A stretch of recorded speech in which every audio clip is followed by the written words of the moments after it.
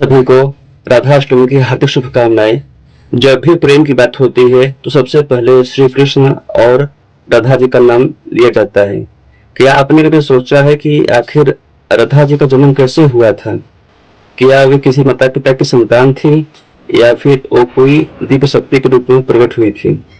तो आज के इस वीडियो में हम जानते हैं कि राधा जी का जन्म कैसे हुआ था, जो कि एक बहुत ही रहस्यमय कथा है।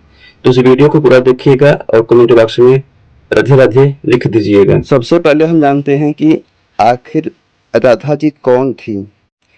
राधा जी केवल एक साधारण गोपिका नहीं थी, वे स्वयं श्री कृष्ण की शक्ति थी, यानी आनंद, प्रेम, भक्ति का परम स्वरूप।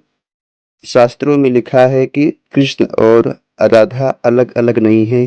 कृष्ण पुरुष रूप हैं और राधा उनकी शक्ति। जिस प्रकार सूरज और उनकी किरणें अलग अलग नहीं की जाती, वैसे ही कृष्ण और राधा जी भी अविभाज्य हैं, उनको अलग नहीं किया जा सकता। अब जानते हैं कि आखिर जन्म कैसे हुआ था राधा जी का। पुराणों और लोक कथाओं के अनुसार राधा जी का जन्म वृषभानु जी और कीर्ति देवी के घर पर हुआ था।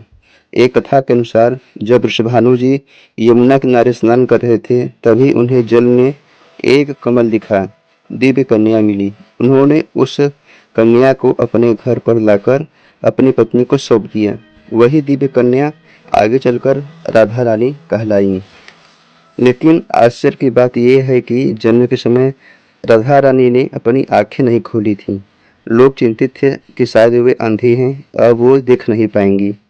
परंतु जब श्री कृष्ण ने पहली बार अपने नन्हे कदम राधा जी के सामने रखा, तभी राधा जी ने अपनी आंखें खोली और सबसे पहले श्री कृष्ण का दिव्य रूप देखा।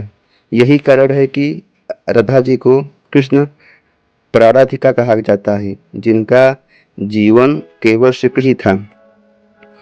राधा जी का नामकरण कैसे हुआ था? नामकरण के समय ऋषि ने कहा कि ये कोई साधारण कन्या नहीं है, वह स्वयं लक्ष्मी का स्वरूप है, क्योंकि वृषभानु जी राधा नाम के उच्चारण के समय मंत्र जप कर रहे थे, इसलिए उनका नाम राधा पड़ा। राधा शब्द का मतलब होता है जो भगवान की आराधना में लीन रहता हो सदा। अब जानते हैं कि राधा जी का आध्यात्मिक रहस्य क्या है।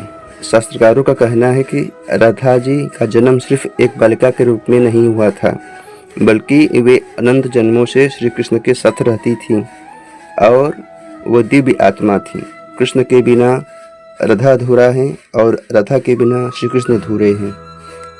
इसलिए वृंदावन में जहाँ कृष्ण की कथा कही जाती है, वहाँ राधा रानी का नाम लिए बिना वह कथा अधूरी रहती है। तो मित्रों, राधा जी का जन्म केवल एक जन्म नहीं था, बल्कि प्रेम, भक्ति और करुणा के अवतरण का क्षण था। वे इस संसार को यह सिखाने आई थी कि भगवान को पाने का सबसे सरल मार्ग है निर्मल भक्ति और निस्वार्थ प्रेम। और यही कारण है कि आज भी कोई जब राधे राधे कहता है तो कृष्ण स्वयं आनंद से भर जाते हैं। तो दोस्तों, आपको ये वीडियो कैसा लगा कमेंट में अवश्य बताएं। और हाँ, राधा अष्टमी है तो आज कमेंट में बिना राधे राधे लिखे नहीं जाना है। वीडियो अच्छा लगे तो लाइक करें, शेयर करें, सब्सक्राइब करें, ताकि दूसरे लोग भी ये कथा जान पाएं। राधे राधे।